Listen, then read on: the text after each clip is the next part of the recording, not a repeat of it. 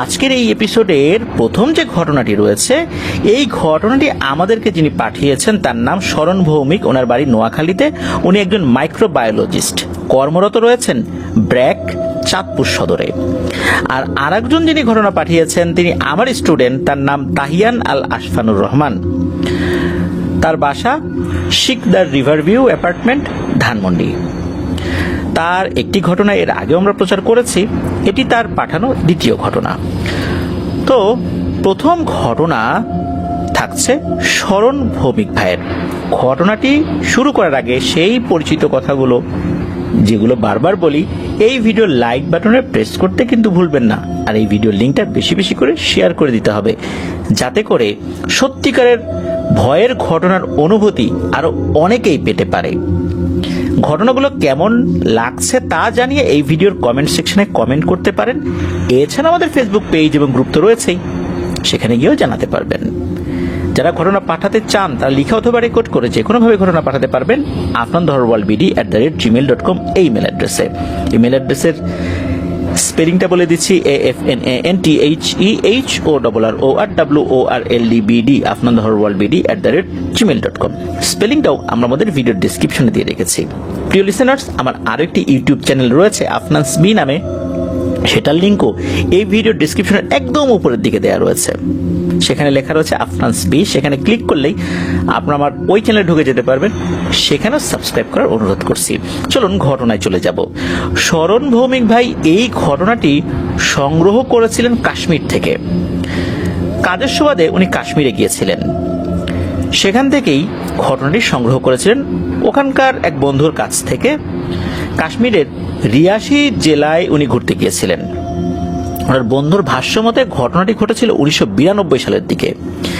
রিয়াসি জেলার আরানাস গ্রামে মনু পণ্ডিত নামক একজন ব্যক্তি থাকতেন। তার ঘরে একজন ছেলে আর একজন মেয়ে ছিল। মেয়েটির নাম ছিল সোমিয়া। চঞ্চল প্রকৃতির মেয়ে ছিল সোমিয়া। সোমিয়ার বয়স যখন 8 বছর, তখন তার পরিবার একটা জিনিস লক্ষ্য করে। সেটি হচ্ছে সোমিয়া রাতে কার সাথে যেন কথা বলে। তার মা বাবা এই জিনিসটা খুব একটা পাত্তা দিত না। একদিন রাতে সোমিয়ার ভাই হঠাৎ করে খেয়াল করে সোমিয়া একজন বৃদ্ধ মানুষের সাথে কথা বলছে। সে যখন এটা দেখেছে অনেক জোরে চিৎকার করে উঠেছে। তখন তার মা বাবাও জেগে যায়, তাদের রুমে চলে আসে। এসে দেখে সোমিয়া চোখ বন্ধ করে বসে আছে। তারা যখন সোমিয়ার ভাইকে জিজ্ঞেস করে কি হয়েছে, সে চিৎকার করলো কেন এত রাত্রে, তখন সোমিয়ার ভাই পুরো ঘটনাটি বর্ণনা করে তার মা বাবার কাছে। মনু পণ্ডিত তখন সোমিয়ার কাছে গিয়ে সোমিয়াকে আলতো করে ধাক্কা দিলে সে চোখ খোলে। মনে হচ্ছে সে এতক্ষণ একটা ঘোরের মধ্যে ছিল। মনু পণ্ডিত যখন তাকে জিজ্ঞেস করে ওই বৃদ্ধ লোকটির কথা, তখন সোমিয়া বলে মাঝে মধ্যে একজন বৃদ্ধ লোক তার সাথে খেলতে আসে। তাকে নাকি সে নানু বলে সম্বোধন করে এবং এই বৃদ্ধ লোকটি সোমিয়াকে অনেক আদর করে। তখন মনু পণ্ডিত কিছু না বলে সোমিয়া এবং তার ভাইকে বলে যে তোমরা ঘুমিয়ে যাও। সকাল হলে এই মনু পণ্ডিত বিজয় পণ্ডিত নামের একজন তান্ত্রিকের কাছে যান। তান্ত্রিকের কাছে গিয়ে সম্পূর্ণ ঘটনার বর্ণনা দিলে তান্ত্রিক 2 দিন পরে আসতে বলে, আর সাথে কিছু দিয়ে দেবেন এরকমটা বলেন আর কি। তো যখন 2 দিন পরে যান, তখন এই বিজয় পণ্ডিত বলেন যে এই যে যেই বৃদ্ধ লোক যাকে তোমার মেয়ে মাঝে মধ্যে দেখে, সে খুবই ভালো একটি জিন। এই জিন দীর্ঘ অনেক বছর ধরে তোমার মেয়েকে দেখে শুনে রাখছে। আর এই যে জিনটা, এই জিনটা তোমার বাবার অনুগত ছিল, তোমার বাবার বিভিন্ন কাজে সহযোগিতা করত, তোমার বাবার বন্ধু ছিল। তোমার বাবা মারা যাওয়ার পর তোমাদের পরিবারের সাথে আছে, কিন্তু সে তোমাদের পরিবারের কারোর সাথে দেখা দেয় না। এই সোমিয়ার সাথে শুধু দেখা দেয়, তাও একটা নির্দিষ্ট বয়সের পরে দেখা দিয়েছে। সে ভয়ঙ্কর কোনো রূপে দেখা দেয় না। আর এই বৃদ্ধ জিনের 7টা ছেলে রয়েছে, তারও সুন্দর একটা পরিবার রয়েছে। সে একটা মুসলিম জিন। আর এই সোমিয়াকে সে নাতনি হিসাবে আদর করে। সুতরাং তোমাদের ভয় পাওয়ার কিছু নাই, সময়ের সাথে সাথে সবকিছু ঠিক হয়ে যাবে। সোমিয়াকে সময়ের মতো থাকতে দাও, তোমরা তোমাদের মতো থাকো, ভয়ের কোনো কারণ নাই। আর তান্ত্রিক কবিরাজের কাছেও যেতে হবে না এই সমস্যাগুলো নিয়ে। এটা হলো ওই বিজয় পণ্ডিত বলে দেন, সে ভালো পরামর্শই দিয়েছে। তো এভাবেই চলতে থাকে। সুমিয়া ওরকম কথা টথা বলে, পরিবারের সদস্যরা কেউ কিছু বলে না। তো এভাবে চলছে। সুমিয়ার বয়সও 16-17 হয়ে গেছে। আর সুমিয়া দেখতে ছিল খুবই সুন্দরী। তার দিকে নজর পড়ে ওই এলাকার পঞ্চায়েত প্রধানের ছেলে, যার নাম ছিল রাজেশ। এই রাজেশ নানাভাবে সুমিয়াকে উত্ত্যক্ত করত। অনেকবার প্রেমের প্রস্তাব দিয়েছিল। সুমিয়া প্রস্তাব প্রত্যাখ্যান করেছিল। কারণ হচ্ছে এই রাজেশ ছিল খুবই বাজে প্রকৃতির একটা ছেলে। নেশা করত, জুয়া খেলতো, আর তার কাজই ছিল পাড়ার সব মেয়েদেরকে উত্ত্যক্ত করা। এমনকি বিবাহিত মহিলাদেরকেও সে উত্ত্যক্ত করত। এমন একটা অবস্থা। আর সুমিয়া কিন্তু এই রাজেশ সম্পর্কে খুব ভালোভাবেই জানতো। একদিন হয় কি, সুমিয়াদের গ্রামে একটি পূজার উৎসব হয়। সেখানে অনেক মানুষ আসে, অনেকটা মেলার মতো হয়ে যায় আর কি। তো এখানে সুমিয়াও তো গিয়েছে, সুমিয়ার ভাইও গিয়েছে, রাজেশও আসছে। তো রাজেশ সুমিয়াকে দেখে ওই মেলার মধ্যেই তাকে আবারও উত্ত্যক্ত করতে থাকে। সুমিয়া রেগে গিয়ে সবার সামনে এই রাজেশকে মেরে দেয় একটা কোষের থাপ্পড়, এবং অপমানও করে বেশ। তো ওখানে থাকা অনেক মানুষই এটা দেখেছিল। এখন এই রাজেশ তো পঞ্চায়েত প্রধানের ছেলে, সে উপস্থিতভাবে ওই মেলার মধ্যে কোনো একটি মেয়ের উপর যদি চড়াও হয়, তখন তো বিষয়টা অন্যভাবে চলে যাবে। সে ওই সময় কিছুই করে নাই, একদম চুপচাপ ওখান থেকে চলে যায়, যেটা ছিল এই রাজেশের চরিত্রের পরিপন্থী। এরকম চুপচাপ করে চলে যাওয়ার লোক সে না। এরপরে দিন কাটতে থাকে। 1 মাস পর থেকেই সুমিয়ার মা খেয়াল করে সুমিয়া দিন দিন শুকিয়ে যাচ্ছে। ঠিকমতো কারোর সাথে কথা বলে না, খাওয়া দাওয়া করে না, কেমন জানি মন মরা হয়ে বসে থাকে। সুমিয়াকে জিজ্ঞেস করলেও সে কিছু বলে না। একদিন রাতে এই সুমিয়ার ঘর থেকে হঠাৎ করে চিৎকার শোনে তার মা বাবা। দৌড়ে গিয়ে দেখে সুমিয়া অনেক কান্নাকাটি করছে। তাকে জিজ্ঞেস করলে সে বলে তাকে নিতে এসেছে। তখন মনু পণ্ডিত বলে, অর্থাৎ তার বাবা বলে, কে নিতে এসেছে? তখন সুমিয়া বলে, কুৎসিত দেখতে একটি খাটো প্রকৃতির লোক জোর করে নাকি তাকে নিতে এসেছে। সে যখন যেতে না করেছে, তখন তার হাতে থাকা কিছু একটা দিয়ে সুমিয়ার পায়ে আঘাত করে। সুমিয়ার মা বলে, কোথায় আঘাত করেছে দেখি? সুমিয়ার মা যখন এটা বলেছে, সুমিয়া তার পায়ের একটা দিক দেখায়। সুমিয়ার মা খেয়াল করে সত্যি তার পায়ে গভীর আঘাতের চিহ্ন, বেশ ব্যথা পেয়েছে মেয়েটা। মনু পণ্ডিত সকালবেলা বিজয় পণ্ডিতের কাছে যায়। বিজয় পণ্ডিত সব শুনে সন্ধ্যাবেলা দেখা করতে বলে। সন্ধ্যাবেলায় যখন মনু পণ্ডিত বিজয় পণ্ডিতের কাছে যায়, তখন বিজয় পণ্ডিত বলে, তোমার মেয়ের সাথে খুব খারাপ একটি পিশাচ লেগে গেছে। মূলত এটাকে চালান করা হয়েছে। দ্রুত এটির ব্যবস্থা না করলে তোমার মেয়ের ভয়ঙ্কর ক্ষতি হতে পারে। তার প্রাণ কিন্তু শঙ্কার মধ্যে আছে। তখন মনু পণ্ডিত বিজয় তান্ত্রিককে বলে, অর্থাৎ বিজয় পণ্ডিতকে বলে যে কিছু একটা করো ভাই। বিজয় তান্ত্রিক 11 দিন সময় নেয়, যে 11 দিন পর আসতে হবে, তখন সে জানাতে পারবে এই বিষয়ে তার এখতিয়ার আছে কি নাই, বা সে এটা পারবে কি পারবে না। 11 দিন তো দীর্ঘ সময়। এর মাঝে ঘটে আরেকটি ভয়াবহ ঘটনা। সন্ধ্যার সময় সুমিয়ার চিৎকার শুনে তার মা ছুটে যায় সুমিয়ার ঘরে। গিয়ে দেখে সুমিয়া অজ্ঞান হয়ে আছে।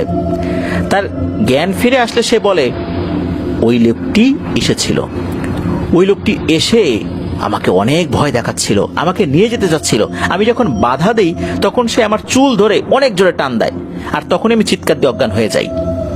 সুমিয়ার মা খেয়াল করে সত্যি সুমিয়ার মাথার এক পাশে অনেকগুলো চুল নেই, আর এমন ভাবে টান দিয়েছে ওই চুলগুলো উঠে চলে গেছে, আর ওখানে কিছু রক্তও বেরিয়ে গেছে সুমিয়ার মাথায় আর কি।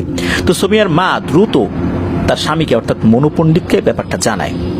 এদিকে 11 দিন হবার অপেক্ষা করছে মনু পণ্ডিত। 11 দিনের মাথায় বিজয় পণ্ডিতের কাছে যায়। তখন ওই বিজয় পণ্ডিত তাকে জানায় যে এটা সে পারবে না, এটা তার এখতিয়ারের বাইরে, এই বিদ্যা তার জানা নাই। মনু পণ্ডিত অনেক কান্নাকাটি করবার পর বিজয়তান্ত্রিক কিছু রিচুয়াল করে দেয়, কিন্তু বলে যে এগুলোতে আসলে কাজ হবে না, যত দ্রুত সম্ভব আরো ভালো কারো কাছে নিয়ে যেতে হবে। এর কিছুদিন কিন্তু পার হয়ে গেছে এরপর আর কি। তো মনু পণ্ডিত তার শ্যালককে ব্যাপারগুলো জানায়। তার শ্যালক একজন তান্ত্রিকের খবর দেয়। ওই তান্ত্রিকের কাছে এই মনু পণ্ডিত যায়। তখন তান্ত্রিক বাড়িতে ছিল না, উনি বাড়িতে আসবেন নাকি 15 থেকে 20 দিন পর। কি আর করা, মনু পণ্ডিত মন খারাপ করে বাড়িতে চলে আসে। দিন যত যায় ততই সুমিয়ার অবস্থা খারাপ হতে থাকে। সুমিয়া এতটাই শুকিয়ে যায় যে তার শরীরে হাড় ছাড়ার কিছুই ছিল না, না পারতো ঘুমাতে, না পারতো খেতে, সারাটা দিন শুধু কান্না করতো আর বলতো সে এসেছে আমাকে নিয়ে যেতে। একদিন মনু পণ্ডিতের শ্যালক তাদের বাড়িতে এসে খবর দেয় যে তান্ত্রিক বাড়িতে এসেছে, যত দ্রুত সম্ভব তার কাছে যেতে হবে। তখন দেরি না করে মনু পণ্ডিত তান্ত্রিকের বাড়িতে চলে যায় আর সব ঘটনা খুলে বলে। তান্ত্রিক ওই রাত্রেই আসন বসায় আর ওই পিশাচকে হাজির করে। তান্ত্রিক যখন পিশাচকে নানাভাবে ফোর্স করে চলে যাবার জন্য, তখন ওই পিশাচ সাফ সাফ জানিয়ে দেয় সে যাবে না, সে চুক্তিবদ্ধ হয়েছে। তান্ত্রিককে সে হুমকিও দেয়। তখন তান্ত্রিক নানা প্রক্রিয়ার মাধ্যমে পিশাচটিকে জব্দ করার চেষ্টা করলেও সে চূড়ান্তভাবে ব্যর্থ হয়। একটা পর্যায়ে পিশাচ চলে যায়, তবে যাওয়ার আগে বলে যে আর মাত্র 7 দিন, তারপর আমি আমার জিনিস নিয়ে চলে যাব। তোর যদি শক্তি থাকে তাহলে তুই ওই মেয়েটিকে রক্ষা করিস তো পারিস কিনা। কি আর করা, তখন তান্ত্রিক খুবই নরম সুরে মনু পণ্ডিতকে বলে যে ভাই, অনেক দেরি হয়ে গেছে, এখন সবকিছু সৃষ্টিকর্তার হাতে, আমরা কিছুই করতে পারবো না। সৃষ্টিকর্তার উপর ভরসা রাখো, উনি যদি এই অবস্থা থেকে মুক্তি দিতে পারেন, এছাড়া এখন আর কোনো উপায় নাই। উনি এর পরেও কিছু পানি টানি দিয়ে দিয়েছিলেন, কিছু তদবির দিয়ে দিয়েছিলেন যে ঘরের মেইন যে দরজা সেখানে ঝুলিয়ে রাখার জন্য, আর এই পানি দিয়ে যেন এই সুমিয়াকে প্রতিদিন গোসল করানো হয়, এই বিষয়টা বলে দিয়েছিলেন। তো মনু পণ্ডিত তান্ত্রিকের কথা মতোই কাজ করে। কিন্তু ঠিক 7 দিনের মাথায় সুমিয়া মারা যায়। তখন মনু পণ্ডিত, তার স্ত্রী, সুমিয়ার ভাই সবাই অনেক ভেঙে পড়ে। এত সুন্দর একটা মেয়ে, ফুটফুটে মেয়ে কিভাবে চলে গেল। সুমিয়ার মৃত্যুর 3 থেকে 4 মাস পার হয়ে যায়। একদিন হঠাৎ করেই পঞ্চায়েত প্রধান মনু পণ্ডিতের কাছে আসে, যিনি রাজেশের বাবা। মনু পণ্ডিতের হাতে পায়ে ধরে অনেক রিকোয়েস্ট করে যে ভাই আমার বাড়িতে চলো। তা পঞ্চায়েত প্রধান মনু পণ্ডিতকে অনুরোধ করছে, বুঝতে পারছে না কেন এমনটা করছে। কি আর করা যায়, তাকে নিয়ে যাওয়া হয় রাজেশের ঘরে। রাজেশের ঘরে গিয়ে দেখা যায় বিছানার উপর এমন একজন ব্যক্তি শুয়ে আছে, মনে হচ্ছে তার বয়স 90 বছর হয়ে গেছে, গায়ে কিচ্ছু নাই, শুধু হাড়ের উপর চামড়াটা বসিয়ে দেওয়া হয়েছে, এমন একটা অবস্থা। মনে হচ্ছে কোনো মতে শ্বাস প্রশ্বাস চলছে, এমন একটা ভয়ঙ্কর দৃশ্য। তখন রাজেশের বাবা মনু পণ্ডিতকে বলে, দেখো আমার যুবক ছেলের কি অবস্থা, তুমি পারো আমার ছেলেকে ভালো করতে। মনু পণ্ডিত বলে, আমি কিভাবে ভালো করব, আমি তো তন্ত্রমন্ত্র জানি না, আমি তো ঝাড়ফুঁক জানি না, আমি সাধারণ একজন মানুষ, খেটে খাই, আমি কিভাবে পারবো। তখন একজন তান্ত্রিকের রেফারেন্স ওই রাজেশের বাবা দেয় যে রাজেশকে ভালো করতে এসেছিল, তখন তোমার কথা বলেছে তোমার বাবার রেখে যাওয়া জিন রাজেশের এই অবস্থার জন্য দায়ী। তো মনু পণ্ডিত কিছুই বুঝতে পারে না যে আমার বাবার রেখে যাওয়া জিন রাজেশকে এইটা করবে কেন। এরপর রাজেশের বাবা বলে, তুমি কি জানো তোমার মেয়ের মৃত্যুর পেছনে কে দায়ী? এই আমার এই কুলাঙ্গার ছেলে রাজেশ দায়ী, যেটা আমরা জানতাম না। তোমার মেয়ের মৃত্যুর জন্য এই রাজেশ দায়ী, আর রাজেশের এই অবস্থার জন্য দায়ী সুমিয়ার সাথে থাকা সেই জিন। উনি আরো বলেন, তোমার মেয়ে যখন রাজেশকে সবার সামনে অপমান করে, তখন সে রাগে কিছু করতে না পেরে সুমিয়াকে কালো জাদু করে মেরে ফেলার সিদ্ধান্ত নেয়। সে লুকিয়ে সুমিয়ার কিছু কাপড় এবং সুমিয়ার মাথার চুল সুমিয়ার বান্ধবীর মাধ্যমে নিয়ে আসে, আর এইসব নিয়ে আসতে বলে মাহরি গ্রামের একজন খারাপ তান্ত্রিক। যখন রাজেশ এইসব তান্ত্রিকের কাছে দেয়, সে রাজেশকে বলে কিছুদিন পরে আসো, তোমার কাজ হয়ে যাবে। একদিন তান্ত্রিক রাজেশকে খবর দেয় তার সাথে দেখা করার জন্য। রাজেশ যখন দেখা করে, তখন তান্ত্রিক বলে একটা পেঁচা লাগবে, আর ওই পেঁচাটিকে জ্যান্ত পুড়িয়ে ছাইগুলো নিয়ে আসবা, হাড়গুলো যেন ছাই হয়ে যায়। রাজেশ কথা মতো তাই করে। যখন ছাইগুলো নিয়ে যায়, তান্ত্রিক কিছু রিচুয়াল করে ছাইগুলো রাজেশের হাতে দেয়, দিয়ে বলে, আসছে অমাবস্যার রাত্রে এই ছাইগুলো তোমার পুরো শরীরে মেখে 3 নদীর মোহনার সামনে যাবা। ওখানে গিয়ে কিছুক্ষণ অপেক্ষা করলে দেখবে স্রোতের উল্টো দিক থেকে একটা হাড় ভেসে যাবে। যতই অন্ধকার হোক না কেন তুমি সেটা স্পষ্টই দেখতে পাবে। কোনো কিছু না ভেবে তোমাকে এটিকে নিয়ে আসতে হবে, আর এই সুযোগটা একবারই পাবা। যদি নিতে না পারো তাহলে আমি কিছু করতে পারবো না, আর যদি আনতে পারো তাহলে সম্ভব হবে। তখন তান্ত্রিকের কথা মতো রাজেশ অমাবস্যার রাতে সেই ছাই মেখে 3 নদীর মোহনায় যায়। ঠিক তান্ত্রিকের কথা মতোই সে দেখতে পায় স্রোতের উল্টো দিক থেকে একটি হাড় ভেসে আসছে। সে আগ পিছ না ভেবেই পানিতে লাফ দেয়, আর কোনো ধরনের কোনো প্যারানরমাল সমস্যা ছাড়াই সে হাড়টি নিতে সক্ষম হয়। সে হাড়টি নিয়ে সোজা তান্ত্রিকের কাছে যায়। তারপর তান্ত্রিক হাড়টি রেখে আশ্বাস দেয় যে রাজেশের কাজ হয়ে যাবে। তারপর তান্ত্রিক রাজেশকে একদিন ডেকে পাঠায়, আর একটি তাবিজ দিয়ে বলে সোমিয়ার চলাচলের রাস্তার মাঝখানে তাবিজটা যাতে পুঁতে রাখে, তাহলে তার সকল ইচ্ছা পূরণ হবে। আর রাজেশ ঠিক তাই করে। তারপর সোমিয়ার সাথে ঘটতে থাকে অনেক ধরনের ভয়ঙ্কর ঘটনা, আর অবশেষে সোমিয়া মারা যায়। ওই তান্ত্রিক যখন কালো জাদু করে তখন সে দেখতে পায় সোমিয়ার সাথে একজন ভালো জিন সবসময় থাকে। তাই সে এত ভয়ঙ্কর কালো জাদু করে যে মনু পণ্ডিতের পুরো বাড়ির চারপাশ একদম নাপাক করে ফেলে। কারণ ওই জিনটা ছিল মুসলিম জিন, এমন ভাবে চতুর্দিকে নাপাক করেছে যার কারণে ওই জিনটা ওই বাড়িতে ঢুকতে পারতো না। সে অনেক চেষ্টা করেছে সোমিয়াকে বাঁচাতে, কিন্তু পারেনি। তাই সোমিয়া মারা যাবার পর এই জিনটা অত্যন্ত শক্তিশালী একটি পিশাচের সাথে চুক্তি করে রাজেশকে মারার জন্য। ওই পিশাচটি ভয়ঙ্কর কালো জাদুর মাধ্যমে রাজেশের শরীরে প্রবেশ করে এবং রাজেশের শরীরের ভেতর থেকে আস্তে আস্তে অনেক কিছু খেয়ে শেষ করে ফেলেছে। সব কথা শুনে মনু পণ্ডিত কান্নায় ভেঙে পড়েন আর বলতে থাকেন, আচ্ছা বলুন তো, আমার মেয়েটার কি দোষ ছিল? কেন করলো এমনটা আমার মেয়ের সাথে? আমি তো রাজেশকে ক্ষমা করব না। এই কথা শোনার পর রাজেশের মা অনেক কান্নাকাটি করে, মনু পণ্ডিতের হাতে পায়ে ধরে বলে যে আমার ছেলেকে ক্ষমা করে দেন। যাই হোক, সকলের বোঝানোর কারণে মনু পণ্ডিতের মনটা কিছুটা গলে ওই ছেলেটার এই অবস্থায়, যেই অবস্থায় আছে এটার দিকে তাকিয়ে আর কি। তখন ওইখানে থাকা এক তান্ত্রিক বলে, আজকে সন্ধ্যার দিকে আমি আসন বসাবো, সেখানে সোমিয়ার সাথে থাকা জিন আর ওই যে পিশাচটা রাজেশের শরীরে ঢুকে সব শেষ করে দিয়েছে ওটাকে হাজির করব।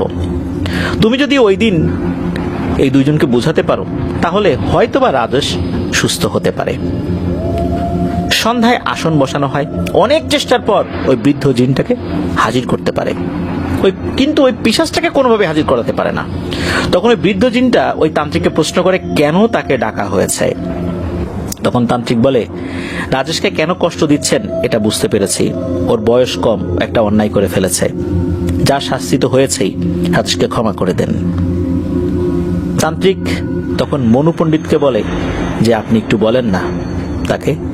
মনু পণ্ডিত বলে যে আপনি ক্ষমা করে দেন, আমার মেয়ে তো চলেই গেছে, তাকে তো আর ফেরত পাবো না, ও তো এখনো বেঁচে আছে, ছেড়ে দিন ওকে। তখন ওই বৃদ্ধ জিনটি বলে, মনু পণ্ডিত, তুমি ওই ছেলেটার অবস্থা দেখে কি বুঝতে পারতেছো না যে এখন আমার হাতে আর কিছুই করার নাই? আর ও একটা অমানুষ, ওকে তো আমরা কখনোই ক্ষমা করব না। মনে রেখো, আমি এবং আমার 7টা সন্তান, ছেলে সন্তান, এই পিশাচটার সাথে চুক্তিবদ্ধ হয়েছি। আমাদের শরীরের প্রত্যেকের 1 ফোঁটা করে রক্ত দিয়েছি। আমার 7টা ছেলের 7 ফোঁটা রক্ত এবং আমার শরীরে 1 ফোঁটা রক্ত, এটা দিয়ে আমরা চুক্তি করেছি। আমরা দেখেছি কিভাবে কত কষ্টে সোমিয়া মারা গেছে, আমার বুক ফেটে গেছে। আমি তোমাদের বাড়ির সীমানায় ঢুকতে পারি নাই, আমি নিজের চোখে দেখেছি। তোমরা অনেক কিছুই দেখতে পাও না যা আমি দেখেছি।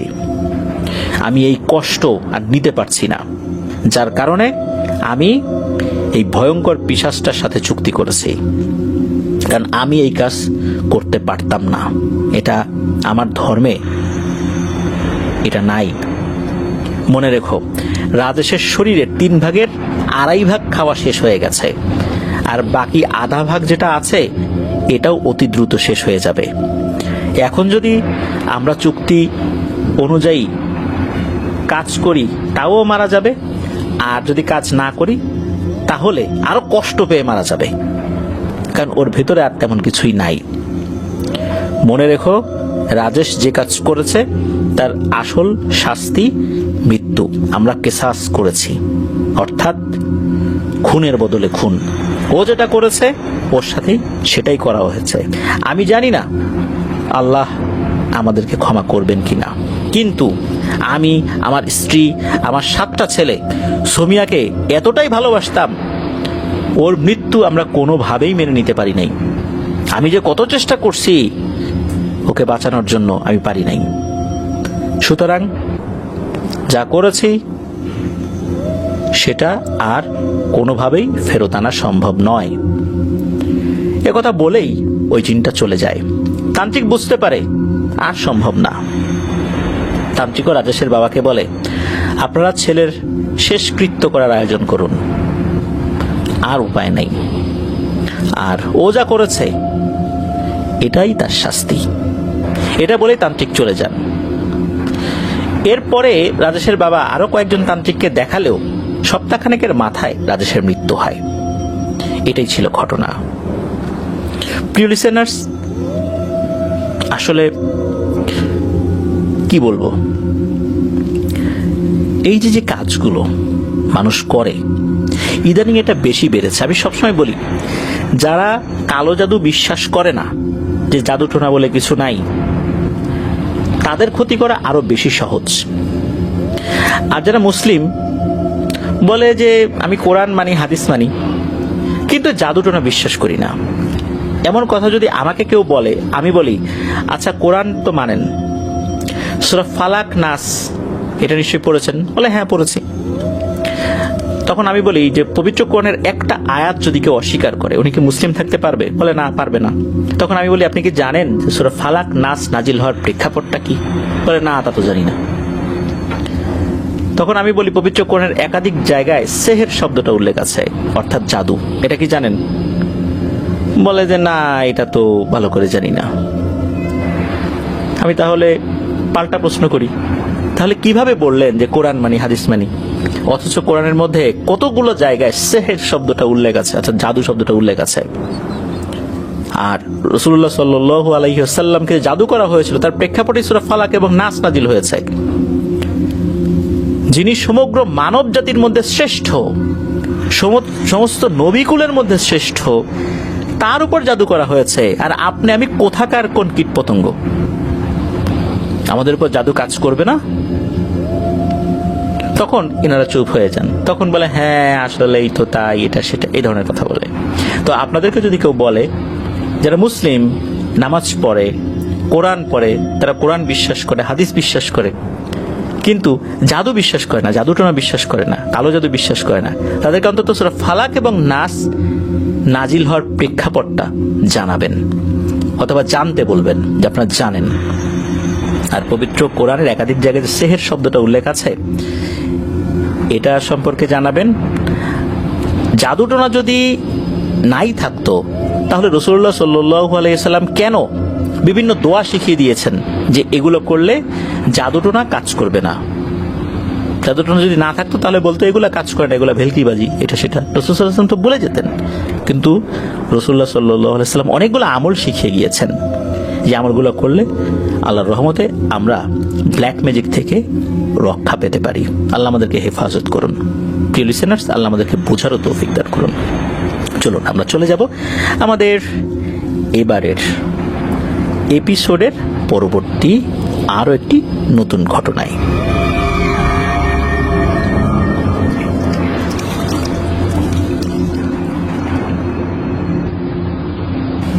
প্রিয় লিসেনার্স, এখন যে ঘটনাটি আপনাদের সাথে শেয়ার করব, এই ঘটনাটি মূলত পূর্বের অন্য আরেকটি ঘটনার বাকি অংশ। বাকি অংশ বলতে প্রত্যেকটি অংশই স্বতন্ত্র, তবে আপনারা শনির রাতের 14তম আয়োজনের কালীতলার আতঙ্ক ঘটনাটি শুনে আসতে পারেন, তাহলে আজকের এই ঘটনাটি আরো ভালো করে বুঝতে পারবেন। প্রিয় লিসেনার্স, এখন এই ঘটনাটি আপনাদের সাথে শেয়ার করতে যাচ্ছি। আর এই ঘটনাটি আমাদেরকে পাঠিয়েছেন আমার স্টুডেন্ট তাহিয়ান আল আশফানুর রহমান। বর্তমানে ঢাকার ধানমন্ডির শিকদার অ্যাপার্টমেন্টে তার বাসা। আর এই ঘটনাটির স্থান দুই জায়গাতে, জেলা একটাই নাটোর, একটা হচ্ছে নাটোরের বড়াইগ্রাম উপজেলার মৌখারাহাট, আর একটা হচ্ছে নাটোরের গুরুদাসপুর উপজেলার কর্মকারপাড়া। এই দুই জায়গার মধ্যেই ঘটনাটি ঘটেছে। আমরা পূর্বের ঘটনায় 2015 সাল থেকে 19 সাল পর্যন্ত কিছু বিষয় হয়েছিল সেটা তুলে ধরেছিলাম। 2019 সালের পরে খালামণির সাথে এমন কিছু ঘটনা ঘটে যায় যা তার জীবনের গুরুত্বপূর্ণ অংশকেই পরিবর্তন করে দেয়। খালামণি খুবই পরহেজগার একজন ব্যক্তি, সার্বক্ষণিক নামাজ, রোজা, জিকির, আজগার এগুলো নিয়ে থাকেন। তো 2019 সালের বর্ষাকালের কোনো এক মঙ্গলবার খালামণি ফজরের সালাত আদায় করে বাকি ইবাদত বন্দেগী তখন আর করার সময় পান নাই। ওনার বাড়িতে একটি মেয়ে থাকতো, টুকিটাকি কাজ করতো, ওনাকে সহযোগিতা করতো, তার নাম হচ্ছে সোমা। তো এই সোমাকে সাথে নিয়ে 5-6 কিলোমিটার দূরে তার অন্য একটি বাড়ির উদ্দেশ্যে রওনা হন। ওখানে খালামণির আরো একটি বাড়ি ছিল, কিছু জমি জমা ছিল যা খালু রেখে গিয়েছিলেন আর কি। তো ওনার খালুর নাম বলতে আমি তাহিয়ানের খালুর নাম বলছি, অর্থাৎ খালামণির হাজবেন্ডের নাম মোহাম্মদ আশরাফুল ইসলাম। ওনার মৃত্যু হয়েছিল 2011 সালে। কিভাবে মৃত্যু হয়েছিল তা কিন্তু আমরা পূর্বের ঘটনায় বলেছিলাম। খালু যেহেতু বেঁচে নেই, তাই খালামণি এই সোমাকে নিজের বাড়িতেই রেখেছিলেন। এই যে সোমা, এই মেয়েটা এতিম। আর তাহিয়ানের খালাতো ভাই বাঁধন, সে কিন্তু পড়াশোনা করতো যশোর পলিটেকনিকে কম্পিউটার সায়েন্সে। পড়াশোনার কারণে অধিকাংশ সময়ই এই যে বাঁধন, সে বাড়িতে থাকতো না, যশোরই থাকতো। এখন খালামণি একা একা কিভাবে থাকবেন? এই কারণেই এই সোমাকে নিয়ে সেই বাড়িটাতেই থাকতেন। আর মাঝে মাঝে এই যে আরেকটা যে বাড়ি আছে, ওই বাড়িটা দেখতে আসতেন। তো এমনই একদিন উনি সোমাকে নিয়ে বাড়িটা দেখতে আসার জন্য রওনা দিয়েছেন। ওই বাড়িটা মূলত তখন ভাড়া দেয়া ছিল। সোমাকে সাথে নিয়ে সবকিছু দেখাশোনা উনি করেন আর কি। যাচ্ছিলেন খালামণি ভাবলেন যে এত সকালে যখন বের হয়েছি একটু হাঁটাহাঁটি করে যাই। তো খালামণির সেই বাড়ি থেকে কিছুটা সামনে এগিয়ে গেলে একটা 3 রাস্তার মোড় পড়ে। সেই মোড়টা কদমতলা নামে পরিচিত। খালামণি কদমতলা অতিক্রম করে কিছুটা সামনে গিয়ে তিনি যে বাড়িটাতে থাকেন সেই বাড়ির উদ্দেশ্যে রওনা হয়েছেন। তো এই কদমতলাও খালামণি যে বাড়িটাতে থাকেন সেই বাড়িটার মাঝখানেই পড়ে। তো সেই বাড়িটার মাঝখানেই পড়ে হচ্ছে একটি জায়গা, সেটা হচ্ছে কালীতলা। মূলত 2015 সাল থেকেই এই কালীতলাকে কেন্দ্র করে খালামণির জীবনে এক বিভীষিকাময় অধ্যায়ের সূচনা হয়েছিল। বলে রাখা ভালো, তখনও মাঝে মাঝেই খালামণি ওই কালীতলার সেই ভয়ঙ্কর অবয়ব, যাকে অনেকেই কালী বলে ডেকে থাকেন, এই কালী তাকে দেখা দিত। খালামণি যে বাড়িটাতে থাকতেন সেটা মূলত 3 তলা ছিল এবং বাড়ির উপরের ছাদে তিনি বাগান করতেন, ছাদ বাগান আর কি। মাঝে মাঝে গাছের পরিচর্যা করার সময় তিনি নাকি সেই অবয়বটাকে দেখতে পেতেন। খালামণি তো ওই দিকটাতে গিয়েছেন। তো এই যে কদমতলা নামক যে স্থান, ওই কদমতলাকে অতিক্রম করে হাঁটতে হাঁটতে এমন একটা স্থানে উনি এসে পৌঁছান যেখানে ডান পাশে একটি কড়ই গাছ, বাম পাশে কালীতলার জাম গাছ পড়ে। আমরা পূর্বের ঘটনায় কিন্তু এই জায়গা সম্পর্কে জেনেছি। তো যাই হোক, যেহেতু সময়টা বর্ষাকাল ছিল, খালামণি হাঁটতে হাঁটতে কড়ই গাছের নিচে এসে দাঁড়িয়ে যান। কড়ইতলার সামনে একটি বিল রয়েছে। মানে বিলটা আসলে কেমন, বর্ষাকালে পানি আসে আর শীতকালে বা শুকনোর সময় একদম শুকিয়ে যায়। অনেকে এটাকে আধমরা বিলও বলে। সবসময় তার পানি থাকে না। তো বর্ষার সময় বৃষ্টির পানিতে বিলটি সজীব হয়ে উঠত। যেহেতু তখন বর্ষার সময় ছিল, তাই অনেক পানি এখানে ছিল। আর এই পানিতে ফুটেছিল চমৎকার সমস্ত শাপলা ফুল, সাদা শাপলা, লাল শাপলা, এরকম শাপলা ফুল ফুটেছিল। এই শাপলা ফুল খালামণিকে ওই সময় খুব আকর্ষণ করেছিল। ফুলগুলো দেখে খালামণি সুমাকে রেখেই পানিতে নেমে গিয়েছেন ফুল উঠানোর উদ্দেশ্যে। ওনার সেন্সও নাই যে উনি যে হঠাৎ করে পানিতে নেমে গেলেন, পানিতে সাপ বা অন্য কোনো কিছু থাকতে পারে, অথবা সেখানে বেশি গভীরতা থাকতে পারে। ওনার কিন্তু এটা খেয়াল নাই। উনি পানিতে নেমে গেছেন। তবে সৌভাগ্যক্রমে ওখানে ওইরকম কোনো ঝামেলা ছিল না, সাপ ছিল না বা গভীরতাও বেশি ছিল না, আর খুব গভীর পানিতে তো শাপলা ফুল ওভাবে ফোটে না। তো খালামণিকে হঠাৎ করে এভাবে পানিতে নেমে যেতে দেখে ওই সময় বলে ওঠে, আরে আপা, আপনি পানিতে যান না, অসুস্থ হয়ে পড়বেন তো, আমি আপনাকে ফুল উঠাই দিচ্ছি। তো সুমার এমন কথা শুনে খালামণি কিছুটা ধমকে সুরে বলে ওঠেন, এই সেমরি, তুই আয় আমার সাথে, তুইও পানিতে নাম। শুধু ফুল ওঠাবো না তো রে, পুরো শাপলা ফুলের গাছটাই তুলে ফেলবো, আমার ছাদ বাগানে একটা বিশেষ জায়গায় এটা লাগাবো, যেখানে পানির মতো জায়গা আছে সেখানে লাগাবো, আয় আয় আয়, তুইও আয়। কি আর করা, সুমাও বাধ্য হয়ে নেমে গেছে, যেহেতু খালামণি বলছেন। মূলত খালামণি এমন একটা ঘোরের মধ্যে চলে গেছেন যে ওই শাপলা ফুল তোলার মোহে আসলে এটা ওনার ওই সময় করা উচিত হবে কি হবে না এই বিষয়টা উনি বুঝতে পারছেন না। শাপলা তুলতে তুলতে একটা জায়গায় এসে খালামণির চোখ আটকে যায়। উনি দেখেন একটা শাপলা অন্যান্য শাপলা ফুল থেকে বেশ বড়। তো উনি ওই দিকটাতে এগিয়ে গিয়ে ওই শাপলা ফুলের নিচের অংশে হাত দিয়েছেন। ওইটা টান দিলে কিন্তু লম্বা একটা পাইপের মতো জিনিস সহ উঠে আসে। তো উনি এরকম একটা গাছ তোলার চেষ্টা করেন। নর্মালি কিন্তু শাপলা ফুল ওই পাইপের মতো অংশ সহ তুলতে তেমন একটা শক্তি লাগে না। খালামণির ভাষ্য মতে এই গাছটি অন্য সাধারণ গাছগুলোর মতো ছিল না, এটি ছিল সম্পূর্ণ ভিন্ন ধরনের। এই গাছটি তুলতে কেন যেন খালামণির প্রচন্ড শক্তির প্রয়োজন হচ্ছিল। উনি অনেক টানাটানি করছেন, কোনোভাবেই সেটা উঠে আসছে না। ওটা যে ফুলের নিচের অংশ থেকে ছিঁড়ে যাবে, শুধু ফুলটা ওনার হাতে চলে আসবে এমনটাও হচ্ছে না। অনেক চেষ্টার পর একটা পর্যায়ে তিনি সফল হন।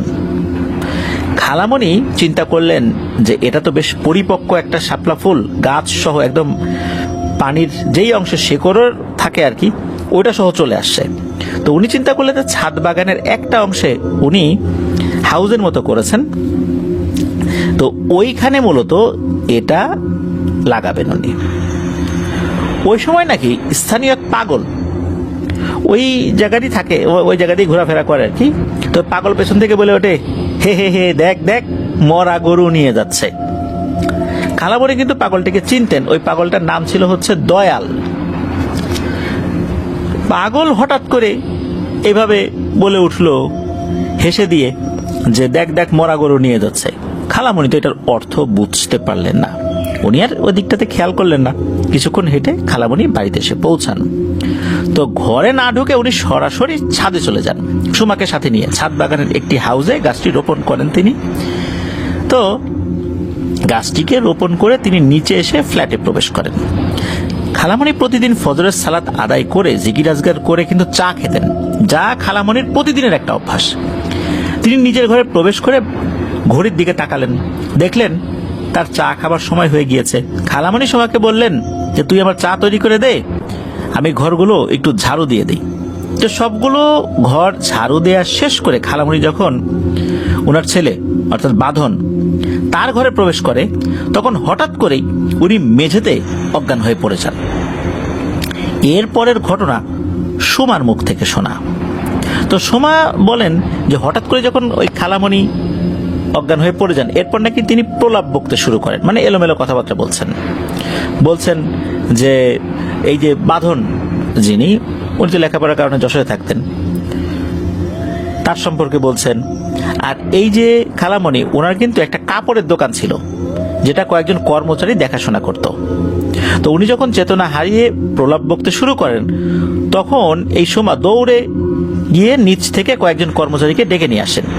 এসে দেখেন যে আপার অবস্থা, অর্থাৎ আপা বলতে ওই সুমা যেটা বলছে আপা, আমরা খালামণি বলবো, তো খালামণির অবস্থা আরো খারাপ হয়ে গেছে। তিনি নাকি নিজের গলা নিজে চেপে ধরে রেখেছেন। হঠাৎ করে এমন করতে দেখে ওই যে কর্মচারী যারা নিচ থেকে তাদেরকে সুমা ডেকে নিয়ে আসছিল, এদের মধ্যে দুজন ছুটে গিয়ে খালামণিকে মানে থামানোর চেষ্টা করেন আর কি, হাতটা কোনোভাবে বের করার চেষ্টা করেন, যে গলায় চেপে ধরেছে, নিজের হাত নিজেতে চেপে ধরেছে। এই অবস্থায় বেশিক্ষণ তো রাখা যাবে না। কিন্তু খালামণি কি করেন, এই দুজনকে ধাক্কা মেরে তাদেরকে মেঝেতে ফেলে দেয়। আর এত শক্তি দিয়ে তাদেরকে ধাক্কা মেরেছিল, এরাও প্রচন্ড ব্যথা পেয়েছিল। এরাও বুঝতে পেরেছিল যে আসলে এই খালামণির পক্ষে তাদের দুজনকে এত জোরে ধাক্কা দেওয়া কোনোভাবেই সম্ভব নয়। আর এরই মধ্যে অদ্ভুত একটা কণ্ঠ ভেসে আসলো, যেটা খালামণির কণ্ঠ ছিল না, কিন্তু খালামণি এই কণ্ঠে কথা বলা শুরু করলেন। হঠাৎ করে বলতে শুরু করলেন, আমাকে ও কেন বললো যে আমি মরা গরু নিয়ে যাচ্ছি, আমি ওকে মেরেই ফেলবো। আমি ওই করই গাছের নিচে গোসল করে চুল শুকাচ্ছিলাম, এই মেয়ে কেন আমার চুলের উপর পাড়া দিয়ে ফুল উঠাতে গেল, আমি এই মেয়েকেও বাঁচতে দেব না। তো খালামণির হঠাৎ এমন আচরণে সবাই তো হতবাক হয়ে যায়। খালামণিকে ধরাধরি করে মাথায় পানি ঢালতে শুরু করে সময়। তো খালামণি প্রায় 3 ঘন্টা পর স্বাভাবিক হন। এরপর সারাদিনই স্বাভাবিক ছিলেন, কিন্তু দিন শেষে ঠিক মাগরিবের আজান যখন শুরু হয়, খালামণি নিজের কান নিজে চেপে ধরেন না, চিৎকার চেঁচামেচি শুরু করেন। তার কথার সারমর্ম এরকম ছিল যে বন্ধ কর বন্ধ কর, আমি আর সহ্য করতে পারছি না। ঠিক মাগরিবের আজান যখন দেয় তখন এটা বলে। তো যতদিন খালামণির শরীরে এই জিনটা ভর করেছিল, ততদিনই ঠিক মাগরিবের সময় খালামণি চিৎকার চেঁচামেচি শুরু করতেন এবং অসুস্থ হয়ে পড়তেন। পরদিন, মানে এই ঘটনার পরদিন, এই তাহিয়ানের নানি মিসেস ফরিদা হক, উনি খবর পেয়ে খালামণির বাড়িতে ছুটে আসেন। তো তাহিয়ানের নানির বাড়ি গুরুদাসপুরের কর্মকার পাড়ায়। খালামণির আচার আচরণ দেখে নানি কিছু একটা বুঝতে পেরেছিলেন। মূলত খালামণিকে খারাপ কিছু আক্রমণ করেছে, এটা আগে থেকেই তিনি আঁচ করতে পেরেছিলেন। তো নানি খালামণির ব্যাপারে সবকিছু শুনে সেটা সত্যতা যাচাই করার জন্য অপেক্ষা করতে থাকেন। অপেক্ষা করতে করতেই দিনটা পার হয়ে যায়। এরপর আসে সেই ভয়াবহ সন্ধ্যা। খালামণি ঠিক মাগরিবের আজানের সময় কান চেপে ধরে একইভাবে চিৎকার চেঁচামেচি শুরু করেন। এতক্ষণ মূলত নানি খালামণিকে খারাপ কিছু একটা ভর করেছে এমন একটা আন্দাজ করেছিলেন, কিন্তু নানির এই আন্দাজ খালামণির এমন আচরণে নিশ্চয়তায় পরিণত হয়। তাৎক্ষণিকভাবে এশার নামাজের পর স্থানীয় মসজিদের একজন আলেমকে নিয়ে এসে আপাতত কিছু রুকিয়া করে দেওয়া হয়। তো রাতটা সেভাবেই কেটে যায়। ফজরের সময় খালামণি আবার চিৎকার চেঁচামেচি শুরু করেছেন। এবার তিনি বলতে থাকেন, মেরে ফেলবো মেরে ফেলবো। এমনটা বলেই তিনি পাশে থাকা একটি বালিশ নিয়ে প্রচন্ড শক্তি প্রয়োগ করে নিজের মুখের উপর চেপে ধরলেন। ভাগ্যক্রমে পাশেই তাহিয়ানের নানি শুয়েছিলেন। তিনি ফজরের নামাজ আদায়ের উদ্দেশ্যে ওঠার জন্য প্রস্তুতি নিচ্ছিলেন। নানি খানিকটা ঘুমের ঘোরে ছিলেন। খালামণিকে এমন করতে দেখে তার ঘুম ছুটে যায়। তিনি খালামণির মুখ থেকে বালিশ সরিয়ে নেন। এরপর তিনি খুবই সাবধানে অপেক্ষা করতে থাকেন সকাল হবার। তিনি এতটাই চিন্তিত ছিলেন যে তিনি ফজরের সালাত পড়তেও যেতে পারছিলেন না। কিন্তু নানি এর মধ্যেই নামাজটা পড়ার চেষ্টা করেন। এরপর কিছু মাসনুন দোয়া, যেগুলো প্রতিদিন আমল করেন, সেগুলোও পড়েন। সেগুলো পড়ে খালামণিকে ফু দিয়ে দেন, যাতে করে বেশ কিছুটা সময় খালামণি স্বাভাবিক থাকেন। কিন্তু নানির উদ্দেশ্য সফল হয় না। খালামণি শান্ত হচ্ছিলেন না। খালামণির সামনে যখন পবিত্র কোরআনের কোনো আয়াত পড়া হচ্ছিল, খালামণি প্রচন্ড রেগে যাওয়া শুরু করলেন, ভাঙচুর শুরু করলেন। তো এমনটা কিন্তু ওই সময় যে হয়েছে তা কিন্তু না, পরবর্তীতেও কিন্তু এই সমস্যা চলতে থাকে। এমনকি আশেপাশে যারা থাকতো তাদেরকেও তিনি আঘাত করতেন। শুধু তাই না, সাথে সাথে নিজেকেও ভয়ঙ্করভাবে আঘাত করতেন। তো যাই হোক, ফজরের সময়টা পার হয়ে গেল, সকাল হয়েছে। তখন সকলে মিলে আগের দিনে সেই আলেমকে পুনরায় ডেকে নিয়ে আসেন। কিন্তু আলেম এবারও ব্যর্থ হন। আলেমকে দেখে খালামণি তাকে আক্রমণ করার জন্য এগিয়ে যান। এরপর সকলে মিলে খালামণিকে জাপটে ধরেন। তো আলেম খালামণির কাছে না গিয়ে কিছুটা পানি পড়া দিয়ে যান। সেই পানি পড়া ব্যবহার করে খালামণি আল্লাহর রহমতে কিছুটা স্বাভাবিক হন। সারাদিনে দেখা গেল উনি আস্তে আস্তে স্বাভাবিকই হচ্ছেন। একটা সময় সে পরিপূর্ণ স্বাভাবিক হয়ে যান। সন্ধ্যার সময় খালামণি হঠাৎ করে চিৎকার দিয়ে বলা শুরু করেন, আমার ছেলেকে বাঁচাও, আমার ছেলেকে বাঁচাও, ওকে মেরে ফেললো, ওকে মেরে ফেললো।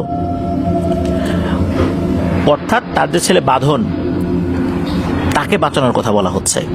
তখন কিন্তু বাঁধন বাড়িতে ছিল না, সে ছিল যশোরে। এদিকে খালামণিকে কেউ আটকে রাখতে পারছে না। খালামণির মতে একজন মহিলাকে উনি দেখেন, যার পরনে সাদা শাড়ি, তার কপালে একটা লাল টিপ আছে যেটা সূর্যের মতো জ্বলজ্বল করে, আর তার হাতে ধারালো একটা বাঁকানো অস্ত্র রয়েছে, আর তার শরীরের রং সম্পূর্ণ কালো। খালামণি বলেন যে ওই মেয়েটা নাকি বাঁধনকে মারতে যাচ্ছে। আরো একটা ব্যাপার হচ্ছে যে খালামণিকে এই বিষয়টা কে দেখাচ্ছিল, ওই অবয়বটাই কি সামনে এসে দেখাচ্ছিল নাকি অন্য কেউ দেখাচ্ছিল, এখানেও একটা ব্যাপার রয়েছে। খালামণির সাথে খুব ভালো একটা জিন চলাচল করত, কিন্তু বড় ধরনের কোনো সমস্যা ছাড়া ওই জিনটা কখনোই উপস্থিত হতো না। খালামণির এই বিপদে ওই জিনটা হাজির না হয়ে থাকতে পারেনি। মূলত ওই জিনটা হাজির হয়েই সেই ভয়ঙ্কর কালীরূপী ওই পিশাচিনীর বিবরণটা দিয়ে খালামণিকে সতর্ক করেন যে এই জিনিসটা তোমার ছেলেকে কিন্তু মারতে যাচ্ছে। এ নিজেকে বলে তার নাম কালী, আসলে ভয়ঙ্কর এক পিশাচিনী, মানুষের ক্ষতি করে। তো এই কারণে খালামণি ওই সময় এটা বলেছিলেন। এরপর ওই জিনটা নাকি আরো বলেছে যে তোমার ছেলেকে হত্যা করার উদ্দেশ্যে ইতোমধ্যে ওই পিশাচটা কিন্তু যশোরে রওনা হয়ে গেছে। আমি অনেকদিন ধরে তাকে আটকে রেখেছি, কিন্তু কতদিন আটকে রাখতে পারবো আমি জানি না। তোমার ছেলেকে তাড়াতাড়ি বাড়িতে নিয়ে আসো, তা না হলে তোমাকে আমি দেখে রাখছি, একই সময় ওকে ওখানে দেখে রাখতে পারবো না আমি। যদি বাঁচাতে চাও তাহলে দ্রুত তোমার ছেলেকে বাড়িতে নিয়ে আসো। এরপর নানি ফোন করে বাঁধনকে সব খুলে বলেন এবং বলেন যে তুমি তাড়াতাড়ি একটা লম্বা ছুটি নিয়ে বাড়িতে চলে আসো। তো বাঁধন সেও বাড়িতে এসে তার মাকে এই অবস্থায় দেখে খুব কান্নাকাটি করে। ভালো একটা কবিরাজের খোঁজ করতে করতে এইভাবেই দিন চলে যাচ্ছিল। এর মধ্যে অনেক কবিরাজ দেখানো হয়েছে, কিন্তু কেউ কোনো সুরাহা দিতে পারছে না। খালামণির সাথে থাকা সেই ভালো জিনটার জন্য ওই ভয়ঙ্কর পিশাচিনীটাও তেমন কোনো একটা ক্ষতি করতে না পারলেও যে ক্ষতি করছে এটাও কিন্তু কোনো অংশে কম না। তো বাঁধন যখন এই বিষয়টা নিয়ে তার বন্ধুদের সাথে আলোচনা করে, তখন বন্ধুরা সকলে মিলে তাদের জানা, তাদের আত্মীয়র জানা, এইভাবে বিভিন্ন লিঙ্ককে কাজে লাগিয়ে, বিভিন্ন সোর্সকে কাজে লাগিয়ে কবিরাজ খুঁজতে শুরু করেন। এরই মধ্যে খালামণি তার আত্মীয় স্বজনকে নিয়ে এক খালাতো ভাইয়ের বাড়িতে বেড়াতে গিয়েছিলেন। এই বাড়িটা হচ্ছে গাজীপুরে। উদ্দেশ্য ছিল সেই খালাতো ভাইয়ের নবজাতক শিশুটাকে দেখা। সেখানে পৌঁছানোর পর সকলে মিলে ফ্রেশ হয়ে খাওয়া দাওয়া শেষ করে যখন বাচ্চাটিকে দেখার উদ্দেশ্যে আতুর ঘরে প্রবেশ করেছেন, যখন খালামণি বাচ্চাটিকে এক নজর খালি দেখেছেন, সাথে সাথে তিনি জ্ঞান হারিয়ে মাটিতে লুটিয়ে পড়েন। তখন সকলে মিলে খালামণিকে ধরাধরি করে অন্য একটি ঘরে নিয়ে শুইয়ে দেন। মিনিট 5 পর তার জ্ঞান ফেরে এবং তিনি বাচ্চাটির ঘরের দিকে আবারও একটা দৌড় দেন। বাচ্চাটির কোনো ক্ষতি হবে ভেবে সকলে মিলে খালামণিকে ধরে ফেলেন, কিন্তু খালামণির শক্তির কাছে সকলে হার মানতে বাধ্য হচ্ছিল। কেউ খালামণিকে ধরে রাখতে পারছিল না। তখনই স্থানীয় একজন মহিলা কবিরাজকে ডেকে নিয়ে আসা হয়। খালামণির এমন অবস্থা দেখে গ্রামের প্রায় সবাই দেখতে চলে আসে। এর মধ্যে চলে আসে ওই মহিলাটাও। মূলত তাকে ডাক দেওয়া হয়েছিল, কিন্তু উনিও শুনেছিলেন, এই কারণে উনিও এগিয়ে আসছিলেন। তো খালামণির চিকিৎসা ওই সময় শুরু হয়ে যায় ওই মহিলা কবিরাজের মাধ্যম দিয়ে। চিকিৎসা চলাকালীন যখন ওই মহিলা কবিরাজটি খালামণির একটু বেশি কাছে গিয়েছে, তখনই খালামণি প্রচন্ড রেগে আক্রমণ করতে যায় তার উপরে। তো যাই হোক, ওখানে উপস্থিত যারা ছিলেন, অন্যান্য খালা যারা ছিলেন বা অন্য ব্যক্তি যারা ছিলেন, তারা কোনো মতে খালামণিকে চেপে ধরে রাখেন, কিন্তু কেউই বেশিক্ষণ ধরে রাখতে পারছিল না। এরপর খালামণির উপর গ্রামীণ চিকিৎসা পদ্ধতি অনুযায়ী কবিরাজ মাটির পাত্রে কিছু আগুন নিয়ে তার মধ্যে শুকনো মরিচ ফেলে দিয়ে ধোঁয়ার সৃষ্টি করেন। উপস্থিত যারা ছিলেন সকলেই তো মারাত্মকভাবে কাশি দিতে শুরু করেছেন। কাশি দিতে দিতে অনেকে বের হয়ে গেছেন, আর যারা বের হন নাই তারা অনেকটা অসুস্থ হয়ে পড়েছেন। কিন্তু অদ্ভুত ব্যাপার হচ্ছে, ওই ধোঁয়াতে খালামণির কিচ্ছু হচ্ছে না। সে হাসতে হাসতে বলতে থাকে, তোরা আমার কিচ্ছু করতে পারবি না। বারবার একই কথা বলছে, তোরা আমার কিচ্ছু করতে পারবি না। তো অনেক চেষ্টা করার পর খালামণি কিছুটা শান্ত হন। রাতে ঘুমের সময় খালামণি আবার নিজের মুখে বালিশ চেপে ধরেন, আগে যেটা করতেন, এবং সেই আগের প্রলাপ বকতে শুরু করেন। আবারও উপস্থিত যারা ছিলেন তারা কবিরাজের শেখানো কিছু পদ্ধতি সেগুলো তারা প্রয়োগ করতে শুরু করেন। এরপর খালামণি কিছুটা শান্ত হন। পরদিন সকালে সেই বাড়ির সকলে মিলে সিদ্ধান্ত নেন যে সেখানকার বড় মাপের একজন কবিরাজের কাছে তারা নিয়ে যাবেন। যেই কথা সেই কাজ। সেদিনই খালামণিকে যেখানে নিয়ে যাওয়া হয় সেখানে গিয়ে তারা কবিরাজের সঙ্গে সাক্ষাৎ করেন। দীর্ঘক্ষণের প্রচেষ্টায় কবিরাজ ওই জিনটাকে হাজির করতে সক্ষম হন, যে নিজেকে কালী বলে দাবি করে, অর্থাৎ তার নাম কালী। এরপর সেই জিনটা খালামণির মুখ থেকে বলতে শুরু করে। সেই জিনের তথ্য মতে সেই জিনটা বলে যে এর স্বামীকে আমি মেরেছি, একেও মারবো, এর ছেলেকেও মারবো, এদের বংশ আমি নির্বংশ করব। অর্থাৎ খালুকে কিন্তু এই জিনটা মেরেছে, আর খালামণিকেও মারবে, বাঁধনকেও মারবে।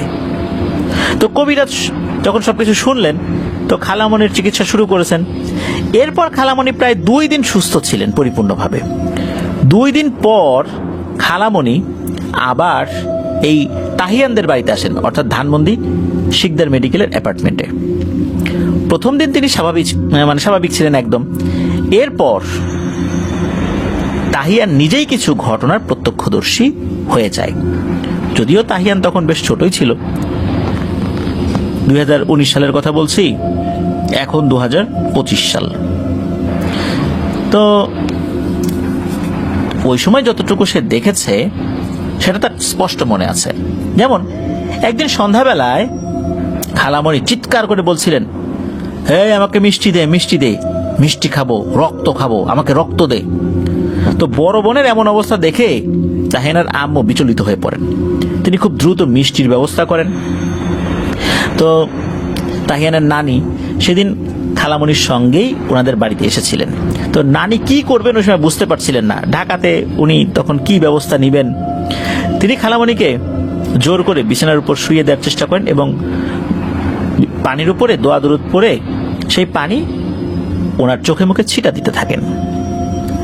তাহিয়ান তখন সেই ঘরের দরজার পেছন থেকে লুকিয়ে এই দৃশ্যগুলো দেখছিলেন। মিনিট 5 এইভাবে চলার পর তাহিয়ানের আম্মু একটা মিষ্টির বক্স নিয়ে এসে ঘরে প্রবেশ করেন। এতক্ষণে খালামণি কিছুটা স্বাভাবিক হয়েছেন, কিন্তু মিষ্টির বক্স দেখে তিনি পুনরায় উত্তেজিত হয়ে পড়েন। খালামণি তাহিয়ানের আম্মুর হাত থেকে মিষ্টির বক্সটা প্রায় ছিনিয়ে নিয়ে, বা বক্সটা খোলেও নাই, ছিঁড়ে ফেলেছে। একের পর এক মিষ্টি খেতে শুরু করেছে। প্রায় 2 মিষ্টি খাওয়ার পর খালামণি কিছুটা শান্ত হন। এবার তিনি হাঁপাতে থাকেন। হাঁপাতে হাঁপাতে একটা পর্যায়ে এসে একটু শান্ত হন। এরপর উনি শুয়ে পড়েন এবং ঘুমিয়ে যান। সেই দিনে খালামণি যেই ভয়ঙ্কর আচরণ করেছিলেন, যেটা তাহিয়ানের আজও চোখের সামনে এক বিভীষিকা হয়ে ভেসে ওঠে। তো যাই হোক, 2-3 দিন অতিবাহিত হওয়ার পর তাহিয়ানদের বাসা থেকে খালামণিরা নিজ বাড়িতে চলে আসে। খালামণির সাথে এই কালী নামক পিশাচের জীবন মরণ লড়াই কিন্তু চলছে দিনের পর দিন। এই কালী নামক জিনটি এই ভালো এই খারাপ এমন একটা অবস্থা করে ফেলে। জিনটির এমন একটা আচরণ সে প্রকাশ করছিল, মাঝে মাঝে মনে হতো খালামণি সুস্থ। আসলে কি সুস্থ? খালামণির উপর আরো বড় ধরনের প্রভাব বিস্তার করার চেষ্টা করছিল, কিন্তু ওই যে খালামণির সাথে থাকা একটি জিন, সে খালামণিকে তেমন একটা ক্ষতি করতে দিচ্ছিল না। তবে সেও কিন্তু খুব একটা যে পেরে উঠছিল বিষয়টা এরকম না। যদি পারতো তাহলে তো ওই পিশাচটা তো কাছে আসতে পারতো না। সমস্যা হচ্ছে যে এই যে কালী নামক জিনটাকে, এটা সম্পূর্ণভাবে কোনোভাবে কেউ নির্মূল করতে পারছিল না। আমরা কিন্তু কিছুক্ষণ আগে বলেছি যে এই যে বাঁধন যখন তার বন্ধুদের সাথে কবিরাজের বিষয়টা নিয়ে আলোচনা করেন, এরই মধ্যে বাঁধনের একজন বন্ধু এক তান্ত্রিক কবিরাজের সন্ধান দেয়। জানা যায় এই তান্ত্রিকটি মুসলিম হলেও সে ব্ল্যাক ম্যাজিকের চর্চা করত। তো সেই তান্ত্রিক ছিল এই বাঁধনেরই এক বন্ধুর আপন বড় ভাই। তো যাই হোক, তার সাথে যখন পরিচয় হয়, সেই তান্ত্রিকও বাঁধনকে খুব আদর করে, তাকে স্নেহ করতে শুরু করে। আর সেই তান্ত্রিকের নাম ছিল আশিক। তো এই আশিক বাঁধনকে বলেছিল যে, বাঁধন, আমি আন্টিকে একটু দেখতে যাব, মনে হয় আন্টির চিকিৎসা আমি করতে পারবো। এরপর এই যে আশিক, উনি দেখতে যাওয়ার তারিখটা শনিবার নির্ধারণ করে দেন। সে বলে যে শনিবার সে দেখতে আসবে। তো তো আশিক বাদন ভাইয়াকে কিছু জিনিসপত্র সংগ্রহ করতে বলেন, যার মধ্যে ছিল 1 লিটার কাঁচা দুধ, 1 ডজন নিখুঁত কলা, মানে যেই কলার উপরে কোনো ওইভাবে দাগ পড়েনি, আগরবাতি, কিছু মোমবাতি, তারপরে লাল গামছা, এরকম কিছু জিনিস আর কি। তো বাঁধন এই জিনিসগুলো গুছিয়ে ফেলেন আর কি। মূলত নানির সঙ্গে মিলেই বাঁধন এই জিনিসগুলো সংগ্রহ করে রেখে দেয়। এরপর এই যে বাঁধন, সে তার মাকে অর্থাৎ খালামণিকে চালাকি করে বলে যে, আম্মু, আমার বন্ধুরা আমাদের বাড়িতে বেড়াতে আসবে, তারা বলেছে যে আন্টির হাতে রান্না খাবো। তো ওই দিন খালামণি নাকি অনেক কিছু রান্না করেছিলেন, কিন্তু উনি বুঝতে পারেন নাই যে আসলে কি ঘটতে চলছে, আসলে কি বুঝতে পারেন নাই। যাই হোক, কিছুক্ষণের মধ্যেই বাঁধনের বন্ধুরা বাড়ির সামনে এসে দরজায় কড়া নাড়তে থাকে। দরজা খুলেই সামনে দাঁড়িয়ে থাকা ব্যক্তিদের দেখে হঠাৎ করে খালামণি অট্ট হাসিতে ফেটে পড়ে, ভয়ঙ্কর এক হাসি, যা দেখে বাঁধনের বন্ধুরা ভয় পেয়ে গেছে, তাদের পিলে চমকে উঠেছিল। হাসতে হাসতে খালামণি বলে ওঠে, আরে তুই তুই কোত্থেকে আসলি? কত আইলো কত গেল, আর তুই আসছিস আমারে তাড়াইতে?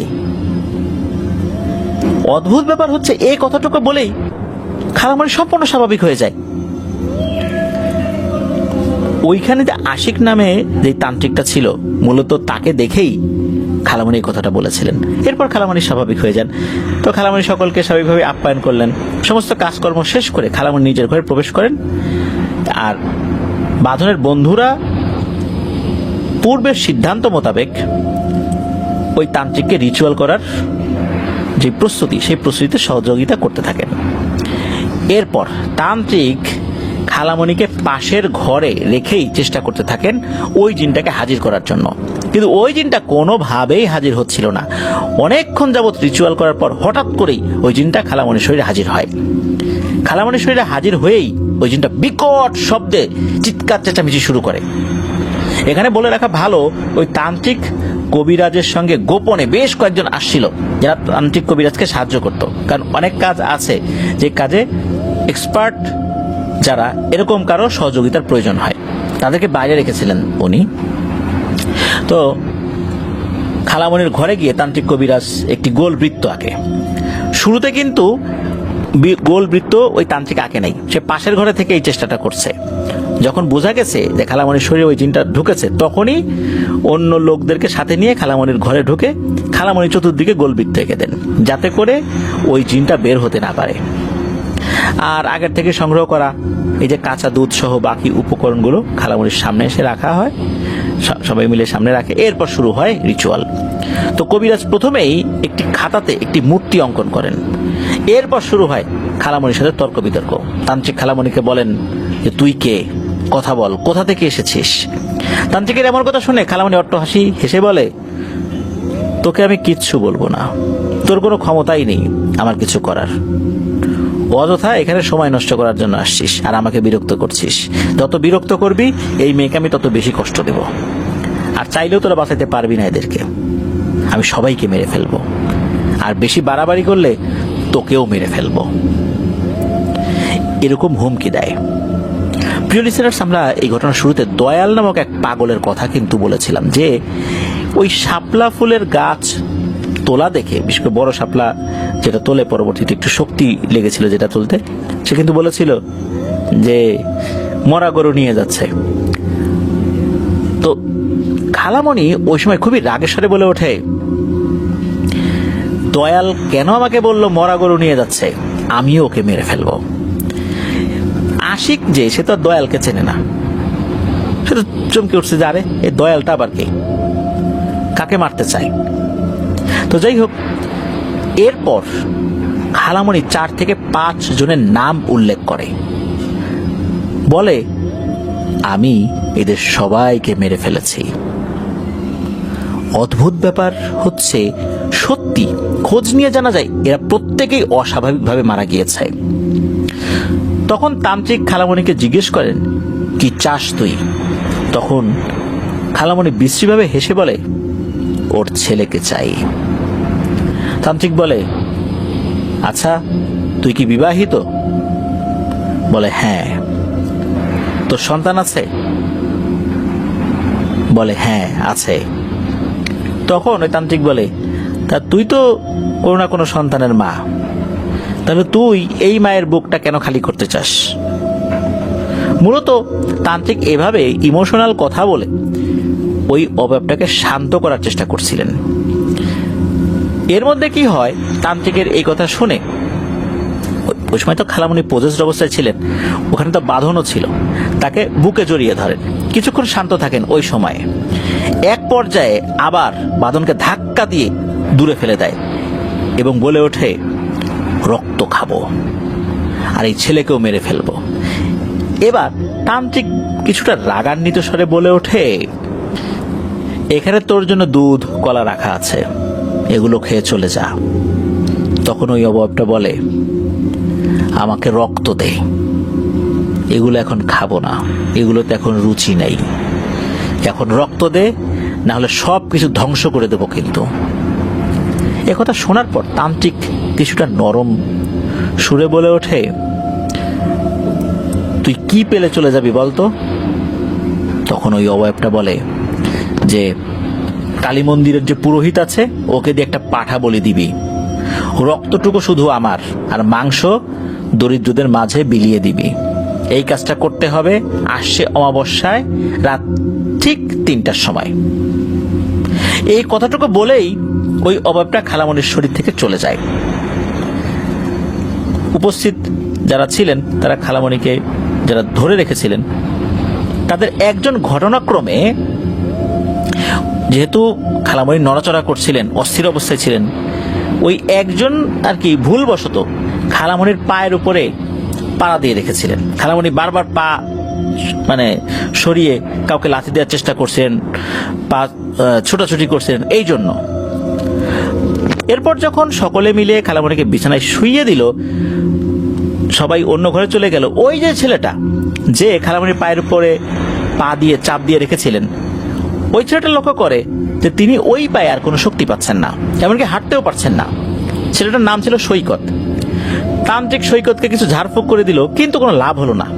এদিকে খালামণি পাশের ঘর থেকে আবারও অট্ট হাসিতে ফেটে পড়ে, বলে ওঠে, কেমন মজা বুঝেছিস?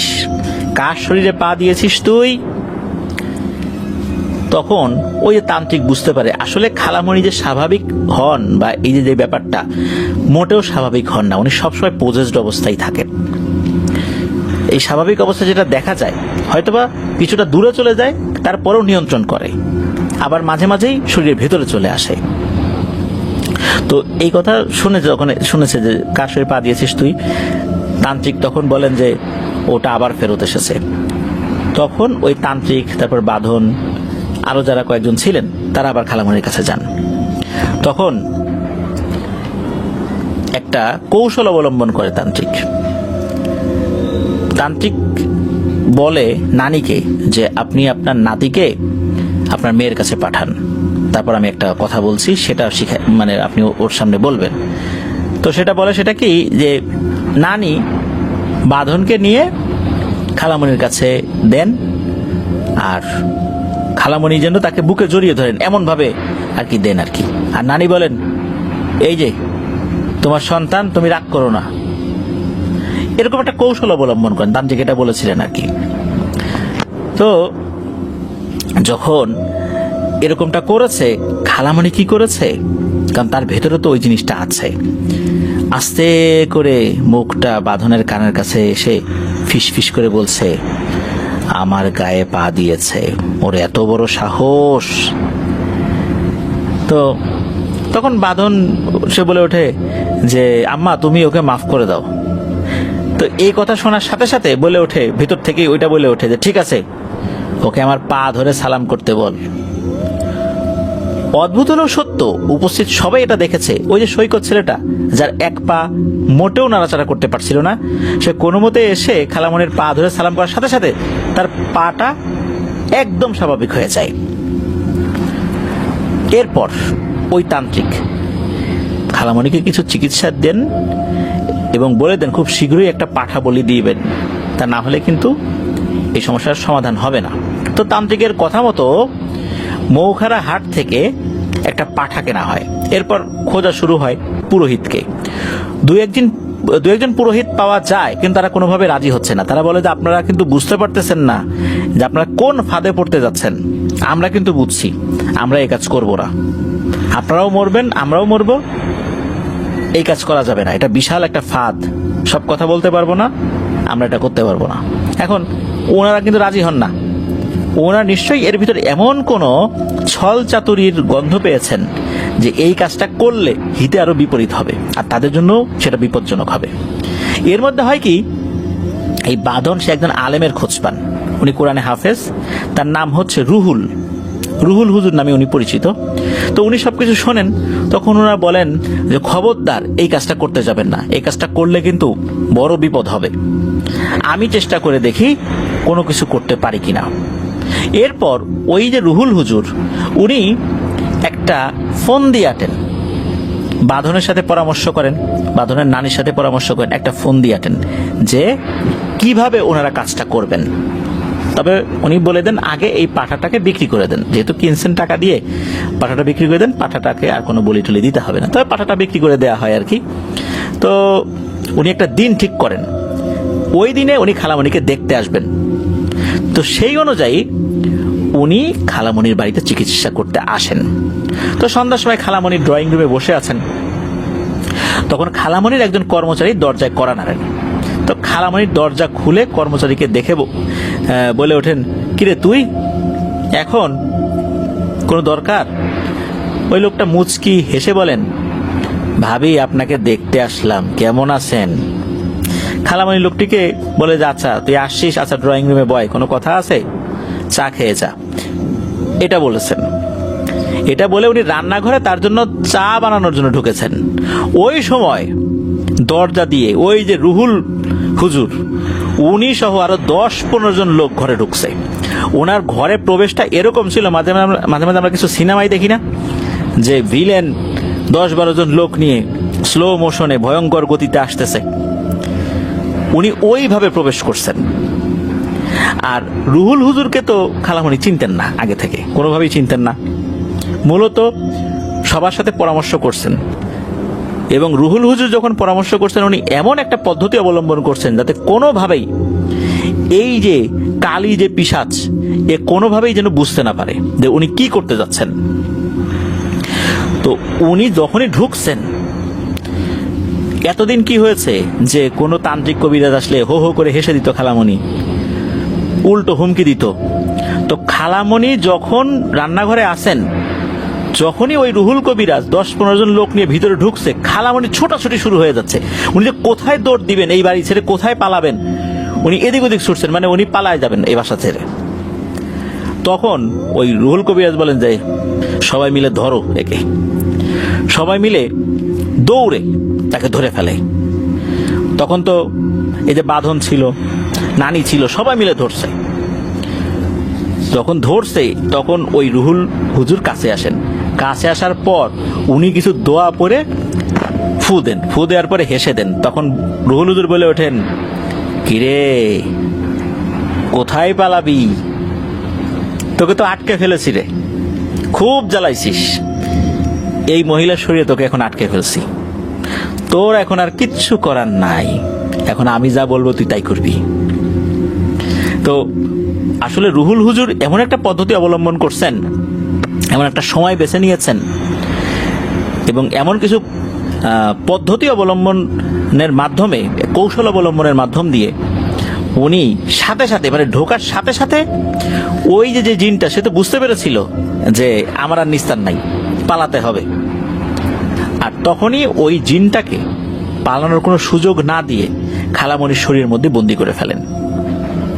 তো যাই হোক, এরপর উনি রুকিয়া শুরু করেন। আলহামদুলিল্লাহ উনি রুকিয়াতে সফল হন।